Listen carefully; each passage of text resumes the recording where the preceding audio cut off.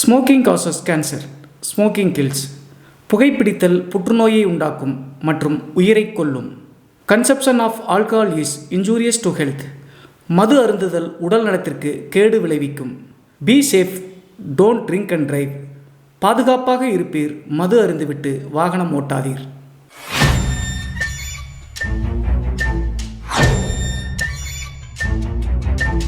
Hi everybody, நான் உங்கள் Siva. Welcome to our channel. இன்றைய காணொலியில் தமிழ்நாட்டினுடைய தஞ்சாவூருக்கு அருகாமையில் நடந்த ஒரு அதிபயங்கர அமானுஷ திகில் சம்பவத்தை தாங்க முழுமையாக பார்க்க போகிறோம். இந்த சம்பவத்தில் கல்லூரி போகக்கூடிய இளம்பெண் நைட்டு கல்லூரியில் லேட்டான காரணத்தினால ஸ்கூட்டி எடுத்துகிட்டு ஒரு கிராமத்து வழிப்பாதையில் நள்ளிரவு வரும்போது நடந்த திகில் மற்றும் அமானுஷ நிகழ்வு தாங்க இன்றைய காணொலி. ஸோ இன்றைய காணொலியும் கொஞ்சம் கூட சுவாரஸ்யம் மற்றும் த்ரில்லிங் குறையாமல் நீங்கள் அப்படியே எதிர்பார்க்கலாங்க. இதுபோன்று உங்களுடைய வாழ்க்கையிலும் ஏதாவது திகில் சம்பவம் நடந்துருந்துச்சுன்னா இந்த மின்னஞ்சல் மூலியமாக அதை ஷேர் பண்ணலாங்க. ஒருவேளை மின்னஞ்சலில் டைப் பண்ணுறது கஷ்டமாக இருந்துச்சு அப்படின்னா நம்ம சேனலினுடைய இன்ஸ்டாகிராம் லிங்க்கை கீழே டிஸ்கிரிப்ஷனில் கொடுத்துருக்கேங்க. அதில் போய் ஃபாலோ பண்ணிவிட்டு வாய்ஸ் நோட்டாக கூட ஷேர் பண்ணலாங்க. இது வரைக்கும் நம்ம சேனலை நீங்கள் சப்ஸ்கிரைப் பண்ணாமல் பார்த்துட்டு இருந்தாலும் சரி, புதிய பார்வையாளராக இருந்தாலும் சரி, வீடியோக்கு கீழே இருக்கக்கூடிய சப்ஸ்கிரைப் பட்டன் மற்றும் பெல் ஐக்கான் இரண்டையுமே கிளிக் பண்ணிடுங்க. நம்ம ஷோக்குள்ளே போலாம்.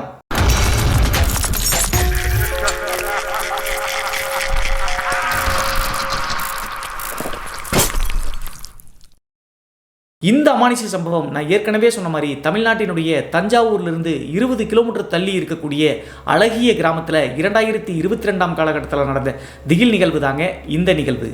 இந்த சம்பவத்தை நம்மளுக்கு மின்னஞ்சல் மூலியமாக ஷேர் பண்ணது ஹரிஜா அப்படிங்கிற நம்ம சேனலினுடைய சப்ஸ்கிரைபருங்க. இந்த நிகழ்வு 2022 காலகட்டத்தில் அவங்களுடைய க்ளோஸ் ஃப்ரெண்டாக இருக்கக்கூடிய ஸ்ரீமதி அப்படிங்கிற இளம் பெண்ணுக்கு நடந்த சம்பவங்க. அப்படி என்ன நடந்துச்சு அப்படின்னு சொல்லி பார்த்தா, இந்த ஸ்ரீமதி அப்படிங்கிறவங்க குடும்பத்தோடு நான் ஏற்கனவே சொன்ன மாதிரி தஞ்சாவூர்லேருந்து 20 கிலோமீட்டர் தள்ளி இருக்கக்கூடிய அந்த கிராமத்தில் வாழ்ந்துட்டு இருக்காங்க. அவங்களுடைய குடும்பத்தில் அப்பா, அம்மா, அப்புறம் ஒரு 7ஆம் வகுப்பு படிக்கக்கூடிய தம்பி ஒருத்தங்க. 2022 காலகட்டத்தில் இந்த ஸ்ரீமதி அப்படிங்கிறவங்க கல்லூரி 2ஆம் ஆண்டு படிச்சுட்டு இருந்திருக்காங்க. அதே நேரத்தில் இவங்களுடைய குடும்பத்தை பற்றி சொல்லணும் அப்படின்னா ஓரளவுக்கு மிடில் கிளாஸ் அப்படின்னு சொல்லலாங்க. கிராமத்தில் பெரும்பாலும் ஓட்டு வீடுகள் தான் இருக்கும். அதே மாதிரி தான் இவங்களுடைய வீடும் இருந்திருக்குங்க. ஒரு கிச்சன், ஒரு ஹாலுங்க. அது மட்டும் இல்லாமல் பழைய கால வீடு அப்படிங்கிற காரணத்தினால புறவாசல் கதவும் இருக்குங்க. அவங்களுடைய அப்பா ஒரு பிரைவேட் கம்பெனியில் சூப்பர்வைசராக வேலை செய்வது மட்டும் இல்லாமல் அவங்களுடைய அம்மா ஹவுஸ் ஒய்ஃபாக இருக்கிறாங்க. தம்பியான கதிரவன் அப்படிங்கிற அந்த பையன் 7ஆம் வகுப்பு படிச்சுட்டு இருக்காங்க. ஸ்ரீமதிக்கும் கதிரவனுக்கும் கிட்டத்தட்ட ரொம்ப வயது டிஃப்ரெண்ட் இருந்திருக்குங்க. ஆண் குழந்தை வேணும் அப்படின்னு சொல்லிட்டு ரொம்ப வருடங்கள் கழிச்சு தான் இந்த ஸ்ரீமதியினுடைய தம்பியான கதிரவன் பிறந்திருக்காங்க.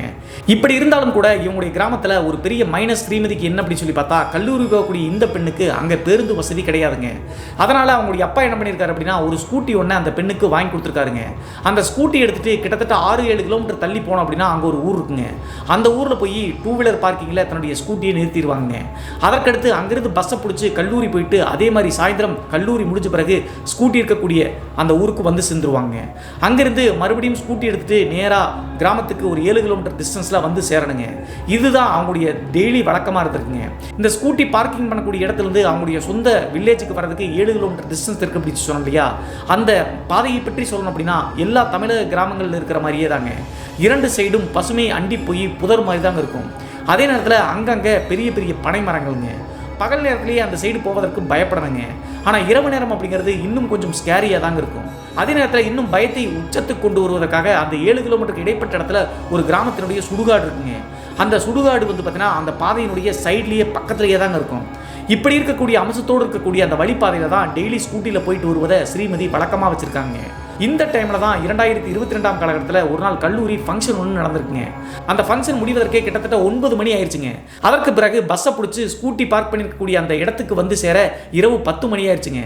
அப்போது ஸ்கூட்டி எடுத்துகிட்டு நேராக அந்த 7 கிலோமீட்டர் வழிப்பாதை இருக்கக்கூடிய பகுதியில் போயிட்டு வில்லேஜை சேர்ந்துடலாம்னு சொல்லிட்டு இந்த ஸ்ரீமதி கிளம்புறாங்க. இவங்களுடைய அப்பா ஸ்ரீமதிக்கு ஸ்கூட்டி வாங்கி கொடுத்ததுக்கான முக்கிய காரணம் என்ன அப்படின்னு சொல்லி பார்த்தா, இந்த பெண் கொஞ்சம் தைரியமான பெண்ங்க, போல்டான பெண். அதனால தான் இந்த ஸ்கூட்டியை எடுத்து யூஸ் பண்ணிக்கோ அப்படின்னு சொல்லிட்டு விட்டுட்டாங்க.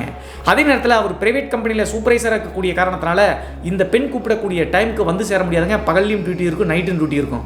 ஸோ இந்த காரணத்தினால தான் அன்றைய நாள் ஸ்ரீமதி தன்னுடைய ஸ்கூட்டியை எடுத்துட்டு 10 மணி தோராயமாக அந்த வில்லேஜ் பயமுறுத்தும் பாதையில் வந்து பார்த்தீங்கன்னா தன்னுடைய வீட்டுக்கு போய் சேர்வதற்காக கிளம்பிட்டு இருக்காங்க. கரெக்டாக ஸ்கூட்டி இருக்கக்கூடிய அந்த ஊர்லேருந்து ஒரு கிலோமீட்டர் தூரம் அந்த பசுமையான புதரண்டி போய் இருக்கக்கூடிய அந்த காட்டுப்பாதையில் வந்துட்டு இருக்கும்போது திடீர்னு இந்த பெண்ணுக்கு ஒரு உணர்வுங்க. அது என்ன அப்படின்னு சொல்லி பார்த்தா, தனக்கு பின்னாடி யாரோ ஃபாலோ பண்ணிட்டு வர்ற மாதிரியே ஒரு உணர்வு தென்பட்டுருக்குங்க. உடனே ஸ்ரீமதி என்ன பண்ணியிருக்காங்க அப்படின்னா, அந்த ஸ்கூட்டியில் இருக்கக்கூடிய அந்த சைடு மிரர் இருக்கும் இல்லையா, அந்த மிரரில் பார்த்துருக்காங்க. அப்படி பார்க்கும்போது இவங்க பயப்படுற மாதிரி யாருமே அங்கே இல்லைங்க. ஆனால் தன்னுடைய உள்ளுணர்வு ஏதோ சொல்லுது அப்படின்னு சொல்லிட்டு யோசிச்சு ஸ்ரீமதி என்ன பண்ணுறாங்க அப்படின்னா, நைட்டு நேரம் வேறு அப்படின்னு சொல்லிட்டு வேகமாக ஸ்கூட்டியை ஸ்பீடப் பண்ணுறாங்க. பெரும்பாலும் கிராமங்கள் எல்லாம் கூலி வேலை செய்யக்கூடிய காரணத்தினால 7 மணி 8 மணிக்கெல்லாம் படுத்து தூங்கிடுவாங்க, ஆள் நடமாட்டமே இருக்காது. அப்படிப்பட்ட அந்த கிராமத்து வழிபாதையில் தான் இவங்க ஸ்கூட்டி ஓட்டிட்டு போயிட்டு இருக்காங்க. கரெக்டாக அந்த சுடுகாடு ஒன்று இருக்குது அப்படின்னு சொன்னோம் இல்லையா, அந்த சுடுகாட்டுக்கு கொஞ்சம் தூரம் முன்னாடி ஸ்கூட்டி போயிட்டு இருக்கும்போது அந்த முகப்பு வெளிச்சத்தில் சுடுகாட்டினுடைய லெஃப்ட் சைடு வந்து பார்த்தீங்கன்னா ஒரு சின்ன மதில் சுவர் மாதிரி இருக்குங்க. அந்த மதில் சுவர் பக்கத்தில் ஒரு நபர் நிற்கிற மாதிரி இந்த ஸ்ரீமதி பார்த்துடுறாங்க. அந்த உருவத்தை பார்த்தாலும் கூட ஸ்ரீமதி பயப்படலைங்க. நான் ஏற்கனவே சொன்ன மாதிரி கொஞ்சம் போல்டான ஆள் அப்படிங்கிற காரணத்தினால அங்கே யாரோ நின்று ட்ரிங்க்ஸ் பண்ணுவாங்களாட்டு அப்படின்னு சொல்லிட்டு நினச்சிட்டாங்க பக்கத்து கிராமத்தை சேர்ந்த வாலிபர்கள் அப்படின்ட்டு. ஏன் அப்படி நினச்சிட்டாங்க அப்படின்னு சொல்லி பார்த்தா, பகல் டைமில் போயிட்டு வரும்போதே பக்கத்து கிராமத்தை சேர்ந்த நிறைய வாலிபர்கள் அந்த சுடுகாட்டு பக்கத்தில் வந்து பார்த்தீங்கன்னா சரக்கடிப்பதை நிறைய டைம் பார்த்துருக்காங்க. அப்படி ஏதோ நபர் தான் அந்த சுடுகாட்டு மதில் சுவர் பக்கத்தில் நின்று சரக்கடிக்கிறாங்க அப்படின்னு சொல்லிட்டு நினச்சிட்டாருங்க. கரெக்டாக இந்த காட்சி பார்த்துக்கிட்டே இருக்கும்போது சடனாக இவங்களுடைய ஸ்கூட்டியும் ஸ்டாப் ஆயிடுச்சுங்க. என்ஜின் வந்து ஆஃப் ஆயிடுச்சு. என்ன பண்ணுறது அப்படின்னே தெரியாத ஸ்ரீமதி முழிக்க ஆரம்பிச்சிட்டாங்க. வண்டியை வந்து கிக்கர் அடித்து மறுபடியும் எகைன் ஸ்டார்ட் பண்ண பார்க்குறாங்க. ஸ்டார்ட் ஆகவே மாட்டேங்குது. அப்போது பெட்ரோலுக்கான காலியாக இருக்கும் அப்படின்னு சொல்லிட்டு யோசிச்ச ஸ்ரீமதி என்ன பண்ணுறாங்க அப்படின்னா, ஸ்டாண்ட் பையாக வந்து பார்த்தீங்கன்னா ஸ்கூட்டி கவரில் ஒரு லிட்டர் பெட்ரோல் இருந்திருக்கு. அதை எடுத்து ஊற்றி பார்த்து மறுபடியும் கிக் அடிச்சும் கூட ஸ்டார்ட் ஆகவே இல்லைங்க. என்ன பண்ணுறது அப்படின்னே புரியலிங்க. உதவிக்கு ஆளும் இல்லை. ஒரே ஒரு நபர் யார் அப்படின்னு சொல்லி பார்த்தா, அந்த சுடுகாட்டு மதில் சுவர் இருக்கக்கூடிய சைடில் வந்து பார்த்தீங்கன்னா ஒரு வாலிபர் மாதிரி நிற்கிறாருல, அவர் தான் இருக்காருங்க. ஆனால் அந்த பெண் வந்து பார்த்தீங்கன்னா அந்த என்ஜின் ஆஃப் ஆகி அவதிப்பட்டு இருக்கிறத அந்த நபர் அங்கிருந்து பார்த்துக்கிட்டே தாங்க இருக்காரு. உதவிக்கு வரவே இல்லை. இந்த பெண்ணும் வந்து பார்த்தீங்கன்னா அவர் குடிச்சிருக்காரு, நம்ம போய் ஹெல்ப் கேட்க வேண்டாம் அப்படின்னு சொல்லிட்டு இவங்களா முயற்சி செஞ்சுட்டே இருக்காங்க. கொஞ்சம் தூரம் முயற்சி செஞ்சே பார்த்துட்டு அதற்கு பிறகு சரி என்னதான் இருந்தாலும் பரவாயில்ல நம்ம போய் கேட்டுறலாம் அப்படின்னு சொல்லிட்டு இங்கிருந்து சத்தம் எழுப்புறாங்க. அண்ணா அப்படின்னு சொல்லிட்டு சத்தம் எழுப்பும்போது அந்த சுடுகாட்டு மதில் சுவருக்கு அங்கிட்டு ஒரு 2 அடி தள்ளி தாங்க அந்த நபர் நிற்கிறாரு. இந்த பெண் எவ்வளவு கூச்சலிட்டும் கூட எந்தவித ரெஸ்பான்ஸும் அந்த நபர் பண்ணவே இல்லைங்க. என்னடா இந்த சத்தம் போடுறோம், திரும்பி கூட பார்க்க மாட்டேங்கிறாரே அப்படின்னு சொல்லிட்டு பக்கத்தில் போய் பார்த்துடலாம் அப்படின்னு சொல்லிட்டு நேராக ஸ்கூட்டி அந்த இடத்துல நிப்பாட்டிட்டு அந்த நபர் இருக்கக்கூடிய பகுதிக்கு நெருங்கி போகிறாங்க. நான் ஏற்கனவே சொன்ன மாதிரி வழிபாதை இப்படி எப்படின்னா லெஃப்ட் சைடு ஃபுல்லாக ஒரு மதில் சுவர் 2 அடி 3 அடிக்கு இருக்குது. அந்த சைடு சுடுகாடு. மதில் சுவருக்கு 2 அடி 3 அடி தள்ளி தாங்க அந்த நபர் வந்து நின்றுட்டு இருக்காரு. இந்த பெண் மதில் சுவருக்கு இங்கிட்டே இருந்துட்டு பக்கத்தில் நெருங்கி போய் ஆனால் ஹெல்ப் பண்ணுங்கன்னா ஸ்கூட்டி ஸ்டார்ட் ஆக மாட்டேங்குது அப்படின்னு சொல்கிறாங்க. அப்போது அங்கே நின்றுட்டு இருந்த நபர் வந்து பார்த்தீங்கன்னா டக்குன்னு ஸ்ரீமதியை திரும்பி பார்க்குறாங்க. திரும்பி பார்க்கும்போதும் ஸ்ரீமதிக்கு அந்த நபர் நார்மலாக இருந்த மாதிரி தாங்க தெரிஞ்சிருக்கு. ஆனால் அந்த நபர் வந்து பார்த்தீங்கன்னா எந்தவித பதிலும் சொல்லாமல் ஸ்ரீமதியை முறைச்சு பார்த்துட்டு இருக்காங்க. இந்த பெண் கேட்டு பார்த்துட்டு அந்த நபர் வந்து பார்த்தீங்கன்னா வித்தியாசமாக பார்க்கக்கூடிய காரணத்தினால பயந்து போய் நம்மளே பார்த்துக்கலாம்னு சொல்லிட்டு திரும்ப ஸ்கூட்டிக்கே வந்துட்டாங்க. அதே நேரத்தில் அந்த நபர் உதவியும் செய்யலை. அதற்கு பிறகு சாமியெல்லாம் வேண்டிட்டு வண்டியை வந்து பார்த்தீங்கன்னா கிக்கர் அடித்து ஸ்டார்ட் பண்ணுறாங்க. இவங்களுடைய நல்ல நேரம் அப்படின்னு சொல்லாங்க. மறுபடியும் வந்து கிக்கர் அடிக்கும்போது வண்டி ஸ்டார்ட் ஆயிடுச்சு. அதற்கு பிறகு பயத்தினுடைய உச்சத்தில் இருந்த காரணத்தினால வேகமாக ஃபுல் ஸ்பீடில் வந்து பார்த்தீங்கன்னா கிராமத்தில் இருக்கக்கூடிய அவங்களுடைய வீட்டுக்கே வந்து செஞ்சுட்டாங்க. வீட்டினுடைய வாசல் பக்கத்தில் ஸ்கூட்டி வந்த உடனே அங்கே இன்னொரு ஷாக்குங்க. இந்த குடும்பத்தார் வந்து பார்த்தீங்கன்னா இந்த பொமனேரியன் அப்படின்னு சொல்லக்கூடிய ஒரு டாக் ஒன்று வளர்க்குறாங்க. அந்த டாக் வந்து ஸ்ரீமதி வந்து காலேஜ் போயிட்டு திரும்பி வந்தாங்க அப்படின்னா ரொம்ப கொஞ்சம் வெயிட் பண்ணி காத்துட்டு இருக்குங்க. அதே நேரத்தில் வரும்போதெல்லாம் அந்த டாக்குக்கு பிஸ்கட் வாங்கிட்டு வருவாங்க. ஆனால் அன்றைய நாள் லேட்டான காரணத்தினால பிஸ்கட்லாம் வாங்கிட்டு வரலைங்க. ஸ்கூட்டி வந்து பார்த்தீங்கன்னா அந்த வீட்டினுடைய வாசப்படி பக்கத்தில் நெருங்கின உடனேங்க அந்த நாய் வந்து பார்த்தீங்கன்னா ஸ்ரீமதியை கடிக்கிற மாதிரி பயங்கரமாக குறைக்குதுங்க. ஏன்னா வித்தியாசமாக இப்படி குறைக்குது அப்படின்னு சொல்லிட்டு ஸ்ரீமதி வந்து யோசிக்கிறாங்க. அதற்கு பிறகு ஸ்கூட்டியை வந்து கீழே நிப்பாட்டிட்டு அந்த நாயை வந்து பார்த்தீங்கன்னா என்னடா ஆச்சு அப்படின்னு சொல்லிட்டு கட்டி தெளிவி கொஞ்சம் தூக்கலாம்னு சொல்லிட்டு பக்கத்தில் தூக்க போகிறாங்க. அப்போதும் அந்த நாய் வந்து பார்த்தீங்கன்னா ஸ்ரீமதி பக்கத்தில் நெருங்கவே மாட்டேங்குதுங்க. பயங்கரமாக குறைச்சிக்கிட்டே வந்து பார்த்தீங்கன்னா கடிக்க வருதுங்க. தூக்க பார்க்குறப்ப சரி நம்ம அப்புறம் பார்த்துக்கலாம், டைம் வேறு ஆயிடுச்சு அப்படின்னு சொல்லிட்டு அதை பெரிதுபடுத்தாமல் அந்த நாய் குறைச்சிட்டு இருக்கிறதெல்லாம் கண்டுக்காம நேராக வீட்டுக்குள்ளே போய் சாப்பிட்டு முடிச்சுட்டு அவங்களுடைய அப்பா அம்மா தம்பிக்கிட்ட அந்த காலேஜ் ஃபங்க்ஷனை பற்றி எக்ஸ்பிளைன் பண்ணிட்டு படுத்து தூங்க ஆரம்பிச்சிட்டாங்க. நான் ஏற்கனவே சொன்ன மாதிரி அவங்களுடைய வீடு வந்து பார்த்தீங்கன்னா ஒரு கிச்சன், ஒரு ஹால், அப்புறம் பின்னாடி புறவாசல் இருக்குது. பெரும்பாலும் ஹாலில் தான் இந்த 4 பேரும் தூங்குவது வழக்கங்க. அப்படி தூங்கிட்டு இருக்கும்போது நடுநிசி நேரங்க அன்றைய நாள் இரவு. என்ன ஆச்சு அப்படின்னு சொல்லி பார்த்தா எந்த டைம் அப்படின்னு சொல்லி தெரியலீங்க. வீட்டினுடைய புறவாசல் கதவு இருக்குது அப்படின்னு சொன்னோம் இல்லையா, அந்த புறவாசல் கதவை யாரோ டம்முன்னு தட்டுற மாதிரி சத்தம் கேட்குதுங்க. ரொம்ப ஹெவியாக கேட்குது. அதே நேரத்தில் ஒரு டைம் மட்டும் இல்லைங்க, 2-3 டைம் தட்டுறாங்க. அந்த 4 பேரில் முழிச்சு எந்திரிக்கிறது அந்த கதிரவன் அப்படிங்கிற 7ஆம் வகுப்பு படிக்கக்கூடிய மாணவன் தாங்க. அதாவது ஸ்ரீமதியினுடைய தம்பி. எந்திரிச்சு வந்து பார்த்தீங்கன்னா பார்க்கும்போது அந்த புறவாசல் கதவு லைட்டாக திறந்துருக்குங்க. உடனே வந்து இந்த பையன் யோசிக்கிறாங்க. பெரும்பாலும் தூங்கும்போது உள்தாப்பல் போட்டு தான் தூங்குவோம், கதவை யார் திறந்துருப்பாங்க அப்படின்னு சொல்லிட்டு யோசிக்கிறாங்க. சரி இன்னைக்கு வந்து கதவை உள்தாப்பல் போடாமல் தூங்கி இருப்பாங்களாட்டுக்கு, டாக் வேற வெளியே போயிருக்கும் அப்படின்னு சொல்லிட்டு அந்த கதவு பக்கத்தில் அந்த 7ஆம் வகுப்பு படிக்கக்கூடிய பள்ளி மாணவன் போயிட்டு கதவை திறந்து பின்னாடி வாசல் வழியாக திரும்பி அங்கிட்டு இங்கிட்டு பார்க்குறாங்க ஏதாவது இருக்கா அப்படின்னு சொல்லிட்டு.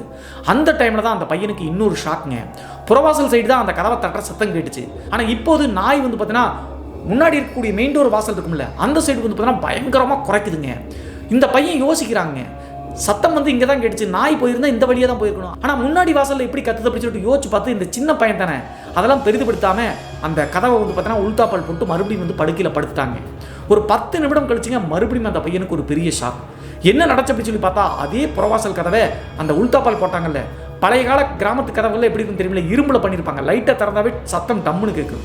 அந்த உள் சைடு இருக்கக்கூடிய தாப்பால் வேகமாக டப்புன்னு யாரோ ஓப்பன் பண்ணுற மாதிரி சத்தம் கேட்குதுங்க. முழிச்சு திரும்பி பார்க்கும்போது இந்த பையனுக்கு பெரிய ஷாக்குங்க, மறுபடியும் அந்த கதவு திறந்திருக்கு. இதை பார்த்த உடனே பயந்து போய் தன்னுடைய அப்பாவை எழுப்பிட்டாங்க. இந்த கதிரவன் அப்படிங்கிற பையன் ஸ்ரீமதியினுடைய தம்பி. என்னப்பா ஆச்சு அப்படி சொல்லி கேட்கும்போது நடந்த விஷயங்கள் அனைத்தையும் சொல்லிட்டாங்க. கிட்டத்தட்ட ஒரு 10 நிமிடத்துக்கு முன்னாடி டம்முன்னு யாரோ கதவை தட்டினாங்க. நான் எந்திரிச்சு போய் பார்க்கும்போது கதவு திறந்துருந்துச்சு. நம்ம டாக்கா இருக்கும் அப்படி சொல்லி நினச்சா முன்னாடி வாசலில் இருக்காச்சு. அதற்கு பிறகு வந்து பார்த்தீங்கன்னா உள்தாப்பல் போட்டு வந்து படுத்துட்டேன். ஆனால் இப்போ மறுபடியும் வந்து பார்த்தீங்கன்னா கதவை யாரோ திறந்து விட்டுருக்காங்கப்பா அப்படின்னு சொன்ன உடனே அவங்களுடைய அப்பாவுக்கு ஒன்றும் புரியலிங்க. அந்த டைமில் தான் ஒரு முக்கியமான விஷயத்தை நோட் பண்ணுறாங்க. சைடில் படுத்திருக்கக்கூடிய ஸ்ரீமதியை பார்க்கும்போது படுக்கையில் இல்லைங்க. அந்த பையன் தூக்க கலக்கத்தில் பண்ண காரணத்தினால அவனுக்கு தெரியலிங்க அவங்க அக்கா படுத்துருக்கதா இல்லைன்னு பார்க்கவே இல்லை. ஆனால் இப்போது அவங்களுடைய அப்பா பார்த்துட்டு அது அக்காடா அப்படின்னு சொல்லிட்டு வெயிட் பண்ணிட்டு இருக்காரு. நீ படுத்து தூங்கு, அக்கா ரெஸ்ட் ரூம் போயிருப்பாருக்கு அப்படின்னு சொல்லிட்டு நினச்சிட்டாங்க. அந்த புறவாசல் கதவா போனோம் அப்படின்னா கொள்ளை பக்கம் அங்கே தாங்க இருக்குது, பாத்ரூம் சொல்லும்ல, அதுக்கு தான் ரெஸ்ட் ரூம் தான் போயிட்டு இருப்பாங்களா அப்படின்னு சொல்லிட்டு மகள் வர வரைக்கும் வெயிட் பண்ணணும்னு சொல்லிட்டு காத்துருக்காருங்க. கிட்டத்தட்ட 1/4 மணி நேரம் ஆகுதுங்க. ரெஸ்ட் ரூம் போகிறேன் அப்படின்னு சொல்லிட்டு நினச்ச அவங்களுடைய மகள் திரும்பி வரவே இல்லைங்க. அதற்கு பிறகு சந்தேகப்பட்ட ஸ்ரீமதியினுடைய அப்பா அம்மா 2 பேரும் எந்திரிச்சு போய் பாத்ரூம் பக்கத்தில் தேடி பார்க்கும்போது பாத்ரூமில் ஸ்ரீமதி இல்லவே இல்லைங்க. எங்கடா போனால் இந்த நள்ளிரவு நேரத்தில் அப்படின்னு சொல்லிட்டு எல்லா பக்கமும் தேடி பார்த்துட்டு கடைசியாக வீட்டினுடைய சைடு பக்கத்தில் ஒரு ஓலக்கொட்டகை மாதிரி இருக்குங்க, ஆடு மாடு கட்டுவதற்கு. அந்த ஓலக்கொட்டகை பக்கத்தில் போய் பார்க்கும்போது அங்கே ஸ்ரீமதி படுத்து விழுந்து கிடக்கிறாங்க மயக்கம் போட்டு. இந்த டைமுக்கு இங்கே எதுக்கு வந்தா அப்படின்னு சொல்லிட்டு யோசிச்சு பார்த்து கடைசியாக தண்ணியை தெளித்து எழுப்புறாங்க. எழுப்பி வீட்டுக்கு கூப்பிட்டு வந்து என்னமாச்சு அங்கே எதுக்குமா போனா அப்படின்னு சொல்லி கேட்கும்போது அந்த பெண் எல்லா விஷயத்தையும் ஒன்றும் விடாமல் சொல்கிறாங்க. அந்த பையன் பார்த்த மாதிரியே தாங்க இந்த ஸ்ரீமதிக்கும் தெரிஞ்சிருக்கு. அப்போ நைட்டு வந்து 3 டைம் யாரோ கதவை வேகமாக டம்முன்னு தட்டின மாதிரி இருந்துச்சு. நான் முன்னாடி போய் திறந்து பார்த்தேன், யாருமே இல்லை. யார் கதவை தட்டி இருப்பாங்க அப்படின்னு சொல்லிட்டு சுற்றி முற்றியும் தேடி பார்த்தேன். அப்போ தான் இந்த ஓலக்குடிசை இருக்கக்கூடிய இந்த பகுதியில் வந்து பார்த்தீங்கன்னா யாரும் நிற்கிற மாதிரி தெரிஞ்சு. இந்த டைமுக்கு யார் வந்து இங்கே நிற்கிறாங்க, பக்கத்து வீட்டுக்காரங்கன்னா வந்து ஏதாவது எடுக்க வேணாம் திருடக்கான வந்திருக்காங்களான்னு சொல்லிட்டு பக்கத்தில் போய் நெருங்கி பார்த்தப்பா. அப்போது அந்த பெண்ணுக்கு நடந்தது என்ன அப்படின்னு சொல்லி பார்த்தா அந்த சுடுகாட் சைடில் வந்து பார்த்தீங்கன்னா வண்டி ஸ்டார்ட் ஆகும்போது அந்த சைடு ஒரு நபர் வாலிபர் மாதிரி நின்னார்ல, அதே வாலிபர் தாங்க அந்த ஓலகை கொட்டை பக்கத்தில் நின்றுருக்காருங்க. முதல் முறை சுடுகாட்டில் பார்க்கும்போது நார்மலாக தாங்க உண்மையான மனுஷன் மாதிரி தான் தெரிஞ்சாங்க. ஆனால் இப்போது அந்த பையனுடைய முகம் வந்து பார்த்தீங்கன்னா ஃபுல்லாக பிளட்டு வந்து அப்படியே கொட்டுற மாதிரி இருக்குதுங்க. அதே நேரத்தில் அந்த வாலிபருக்கு வலது கை இல்லைங்க. அந்த உருவத்தை பார்க்கும்போதே மறந்து போயிட்டாங்க ஸ்ரீமதி அப்படிங்கிற பெண். இது சுடுகாட்டில் பார்த்த அந்த உருவமாச்சு அப்படின்னு சொல்லிட்டு நினச்சி கத்தலாம்னு சொல்லிட்டு நினச்சிருக்காங்க. ஆனால் சில பேருக்கு வந்து பார்த்தீங்கன்னா அந்த பயத்தினுடைய உச்சியில் இருந்தால் அப்படின்னா சத்தம் போட முடியாது, அப்படியே மயக்கம் போட்டு விழுந்துருவாங்க. அதே மாதிரி தான் ஸ்ரீமதி விழுந்திருக்காங்க. இது எல்லாத்தையுமே ஒன்றும் விடாமல் அவங்களுடைய அப்பா அம்மா கிட்ட சொல்லிட்டாங்க. இதையெல்லாம் கேட்ட அவங்களுடைய அப்பா அம்மா அதை பெருசாக எடுத்துக்கலிங்க, ஏதோ பார்த்து பயந்துருப்பாளாட்டிருக்கு. ஏன்னா இத்தனை வருஷம் போல்டாக இருந்த பெண் இதை முதல் முறை சொன்ன காரணத்தினால ஏதோ பார்த்து பயந்துருக்கா அப்படின்னு சொல்லிட்டு பெருசாக நினைக்கலிங்க. சரி வாமா படுத்து தூங்கு அப்படின்னு சொல்லிட்டு படுக்க வச்சுட்டாங்க. காலையில் எந்திரிக்கலாம்னு சொல்லிட்டு பார்க்கும்போது கல்லூரிக்கே போக முடியலைங்க, அவ்வளோ ஃபீவர் அடிக்குது ஸ்ரீமதிக்கு. அதற்கு பிறகு எதையோ பார்த்து புள்ள பயந்துருக்க மாட்டேங்க அப்படின்னு சொல்லிட்டு கிளினிக் கூட்டு போய் இன்ஜெக்ஷன்லாம் போட்டு வந்து காலேஜுக்கே போகாமல் ரெஸ்ட் எடுக்க வச்சுட்டாங்க. அன்றைய நாள் பகல் முழுவதும் நார்மலாக போயிடுச்சுங்க. நைட்டு சாப்பிட்டு முடிச்சுட்டு தூங்கும்போது என்ன பண்ணியிருக்காங்க அப்படின்னா அவங்களுடைய அப்பா அம்மா தம்பி இருக்கக்கூடிய காரணத்தினால அவனுக்கான காய்ச்சல் அஃபெக்ட் ஆயிரும், நீ போய் கிச்சன் சைடு படுத்துக்குமா அப்படின்னு சொல்லிட்டு அந்த பெண்ணை மட்டும் கிச்சனில் படுக்க வச்சுட்டு இவங்க 3 பேரும் ஹாலில் படுத்துட்டாங்க. நல்லா தூங்கிட்டு இருக்கும்போது முன்னாடி நாள் நடந்த மாதிரியாங்க நள்ளிரவு நேரத்தில் வீட்டுக்குள்ளே யாரோ பயங்கரமாக அழுகிறாங்க. அந்த அழுகை சத்தத்தை கேட்ட உடனே 3 பேரும் எந்திரிச்சிட்டாங்க. எந்திரிச்ச உடனே யார் அழுகிறாங்க அப்படின்னு சொல்லி பார்க்கும்போது கிச்சனில் படுத்தக்கூடிய ஸ்ரீமதி சைடில் தாங்க அந்த அழுகை சத்தம் கேட்குது. அதற்கு பிறகு 3 பேரும் பொறுத்து எந்திரிச்சு போய் எட்டி பார்க்கும்போது பெரிய ஷாக்குங்க. என்ன ஆச்சு அப்படின்னு சொல்லி பார்த்தா ஸ்ரீமதி வந்து பார்த்தீங்கன்னா எந்திரிச்சு படுக்கையில் வந்து கொஞ்சம் அழுதுட்டு இருக்காங்க ஆவேசமாக. அதே நேரத்தில் ஸ்ரீமதிக்கு பக்கத்துலேயே இந்த பெண் சொன்னாங்கல்ல ஒத்த கையில்லாத ஒரு உருவத்தை பார்த்தேன்னு சொல்லிட்டு, அதே மாதிரி இவங்க 3 பேருக்கும் தட்டுப்படுதுங்க. ஒரு வாலிபனுங்க ஒரு 25 வயசு இருக்கும், ஒத்த கை இல்லைங்க, உடம்பு முழுவதும் ரத்தத்தோடு ஆப்போசிட்டில் ஸ்ரீமதிக்கு ஆப்போசிட்டில் முறைச்சி ஸ்ரீமதியே பார்த்துட்டு அந்த உருவம் நின்றுருக்குங்க. அதை பார்த்த உடனே அவங்களுடைய அம்மாவும் தம்பியும் கத்திட்டாங்க. சுதாரிச்சுக்கிட்ட ஸ்ரீமதியினுடைய அப்பா சாமி படங்கள் இருக்கக்கூடிய பகுதியில் இருக்கக்கூடிய திருநீர் எடுக்கலாம்னு வேகமாக ஓடுறாருங்க. இவங்களுடைய அம்மாவும் தம்பியும் சத்தம் போட்ட சத்தத்தில் வந்து பார்த்தீங்கன்னா அப்படியே டிஸப்பியர் ஆயிடுச்சுங்க அந்த உருவம். அதற்கு பிறகு தாங்க புரிஞ்சிருக்கு ஸ்ரீமதி சொன்னது உண்மை எப்படி சொல்லிட்டு. அப்போது ஸ்ரீமதியினுடைய நெத்தியில் திருநீரை வச்சு நடந்ததையெல்லாம் சொல்லாமல் படுத்து தூங்க வச்சிட்டாங்க. விடிய இந்த 3 பேரும் தூங்கவே இல்லை. பெண் வந்து பார்த்தீங்கன்னா ஏதோ பாதிக்கப்பட்டிருக்கா, காலையில் குலதெய்வம் கோயிலுக்கு கூப்பிட்டு போனால் தெரிஞ்சிடும் அப்படின்னு சொல்லிட்டு வெயிட் பண்ணி காத்திருந்து காலையில் நேரத்தில் எந்திரிச்ச உடனே ஸ்ரீமதியை கூப்பிட்டு குலதெய்வம் கோயில் ஒரு 5 கிலோமீட்டர் தள்ளி இருக்குங்க, கருப்பணசாமி கோயில் தான், அந்த கோவிலுக்கு கூப்பிட்டு போகிறாங்க. கோவில் வரைக்கும் நார்மலாக தாங்க ஸ்ரீமதி வந்திருக்காங்க. கோவிலுடைய படிக்கட்டுகளில் பாதங்களை இட்டு வச்ச உடனே அப்படியே ஆவேசமாக கத்துறாங்க. உடனே வந்து சுதாரிச்சுக்கிட்டு அந்த கோவில் இருந்த சொந்தக்காரங்க எல்லாம் சேர்த்து ஸ்ரீமதியை கண்ட்ரோல் பண்ணி கோவிலுக்குள்ளே உட்கார வைக்கிறாங்க. நீ யார், எதற்காக இந்த பொண்ணோட உடம்ப வந்திருக்கு அப்படின்னு சொல்லி கேட்கும்போது ஸ்ரீமதி பேசுகிறத கேட்டு மிரண்டு போயிட்டாங்க. ஒரு வாலிபருடைய வாய்ஸில் அப்படியே பேசுகிறாங்க ஸ்ரீமதி. அதற்கு பிறகு அந்த ரிச்சுவலை பண்ணி கேட்கும்போது ஸ்ரீமதியின் உடம்புல இருக்கக்கூடிய அந்த வாலிபருடைய ஆன்மா சொல்லுதுங்க, நான் இறந்து 15 நாள் தான் ஆச்சு. என்ன நடந்திருக்கு அப்படின்னு சொல்லி பார்த்தா பக்கத்தில் கிராமம் இருக்குன்னு சொன்னல, ஏதோ ஸ்போர்ட்ஸ் பைக் மாதிரி வாங்கி கொடுத்துருப்பாங்களா இருக்கு. எங்கேயோ வேகமாக போயிட்டு மெயின் ரோட்டில் வரும்போது லாரியில் அடிபட்டு கையை வந்து பார்த்தீங்கன்னா ரைட் ஹேண்ட் கை எப்படி நசுங்கி எடுத்துட்டாங்களா இருக்கு, உயிரும் போயிடுச்சு. ஸோ அந்த சுடுகாடு இருக்கக்கூடிய பக்கத்து கிராமக்காரர் அப்படிங்கிற காரணத்தினால அங்கே தான் புதைச்சிருக்காங்க. புதைச்சே 15 நாள் தான் ஆச்சு. புதைச்ச பிறகு அந்த வாலிபரனுடைய ஆன்மாவுக்கு என்ன பண்ணுறது அப்படின்னே தெரியலிங்க. தான் இறந்துட்டோமா இல்லையா அப்படிங்கிறதே அதனால் உறுதிப்படுத்திக்க முடியலைங்க. 16வது நாள் காரியம் அடுத்த நாள் அந்த ஆன்மாவுக்கு நடக்க போகுதுன்னு வச்சுக்கோங்களேன். ஸோ இதை எல்லாத்தையுமே ஒன்று விடாமல் சொல்லுதுங்க.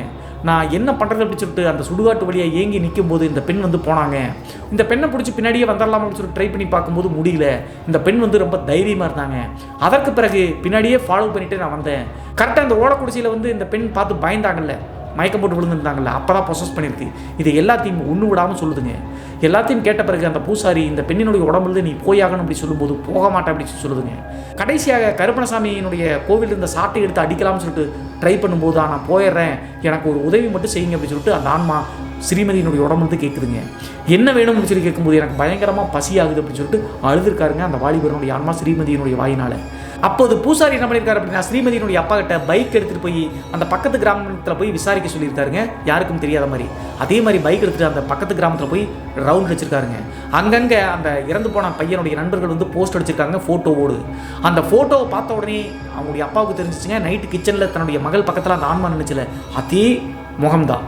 அதற்கு பிறகு எல்லாத்தையும் விசாரித்து பார்த்து அடுத்த நாள் காரியம் பண்ண போகிறாங்க. 16வது நாள் படையெல்லாம் வைப்பாங்கல்ல 16வது நாள். ஸோ அதை கேட்டு வந்து பூசாரிகிட்ட சொன்ன உடனே நாளைக்கு வந்து உனக்கு படையல் வைக்கிறேன், உங்கள் குடும்பத்துலேயும் படையல் வைப்பாங்க, உங்கள் படையல் வச்ச பிறகு நைட்டு நேரத்தில் வந்து பார்த்தீங்கன்னா உன்னுடைய சமாதியில் கொண்டு வந்து படையல் வச்சுட்டு போக சொல்கிறேன், நீ சத்தியவாக்கு கொடுத்துட்டு இந்த பெண்ணினுடைய உடம்புலேருந்து போயிடணும் அப்படின்னு சொன்ன காரணத்தினால சரி அப்படின்னு சொல்லியிருக்குங்க. அந்த கருப்பணசாமியினுடைய பவரை தாங்கி கொள்ள முடியாமல் அதே மாதிரி அடுத்த நாள் வந்து அவங்களுடைய குடும்பத்தார் அந்த 16வது நாள் காரியம்லாம் பண்ணி முடிச்சுக்கிறாங்க. இவங்க நைட்டு நேரத்தில் அந்த குடும்பத்தார்கிட்டலாம் சொல்லிங்க இப்படி பேயா வந்துச்சு அப்படின்னு சொல்லிட்டுலாம் போய் அந்த சமாதியில் வந்து படையில் வச்சுட்டு சத்தியவாக்கு கேட்டிருக்காங்க ஸ்ரீமதி கிட்ட. ஸ்ரீமதியினுடைய உடம்புலேருந்து அந்த வாலிபரனுடைய அம்மா சத்தியவாக்கு கொடுத்துருக்குங்க. கருப்பணசாமி கிட்ட கொடுத்த வாக்கு கேட்டிருப்பேன். அந்த படைகள் எடுத்துகிட்டு ஸ்ரீமதியினுடைய உடம்புலேருந்து அந்த வாலிபனுடைய ஆன்மா நீங்கி போச்சுங்க. இந்த சம்பவம் என்னுடைய தோழியான ஸ்ரீமதிக்கு நடந்துச்சு அப்படின்னு சொல்லிட்டு ஹரிஜா அப்படிங்கிற நம்ம சேனலுடைய சப்ஸ்கிரைபர்ஸ் சொல்லி முடிச்சாங்க அவங்களுடைய பர்மிஷனோடு. இன்றைய காணொலி பற்றிய உங்களுடைய கருத்து என்ன அப்படின்னு சொல்லிட்டு மறக்காமல் கமெண்ட் பாக்ஸில் கமெண்ட் பண்ணுங்கள். இது போன்று உங்களுடைய வாழ்க்கையிலும் ஏதாவது திகில் சம்பவம் நடந்துருச்சுன்னா இந்த மின்னஞ்சல் மூலியமாக அதை ஷேர் பண்ணலாங்க. ஒருவேளை மின்னஞ்சலில் டைப் பண்ணுறது கஷ்டமாக இருந்துச்சு அப்படின்னா நம்ம சேனலுடைய இன்ஸ்டாகிராம் லிங்கை கீழே டிஸ்கிரிப்ஷனில் கொடுத்துருக்கேங்க, அதில் போய் ஃபாலோ பண்ணிவிட்டு வாய்ஸ் நோட்டாக கூட ஷேர் பண்ணலாங்க. இது வரைக்கும் நம்ம சேனலை நீங்கள் சப்ஸ்கிரைப் பண்ணாமல் பார்த்துட்டு இருந்தாலும் சரி, புதிய பார்வையாளராக இருந்தாலும் சரி, வீடியோக்கு கீழே இருக்கக்கூடிய சப்ஸ்கிரைப் பட்டன் மற்றும் பெல் ஐக்கான் இரண்டையுமே கிளிக் பண்ணிடுங்க. மீண்டும் ஒரு த்ரில்லிங்கான அமானுஷ எபிசோடுடன் உங்களை சந்திக்கும் வரை நான் உங்கள் சிவா.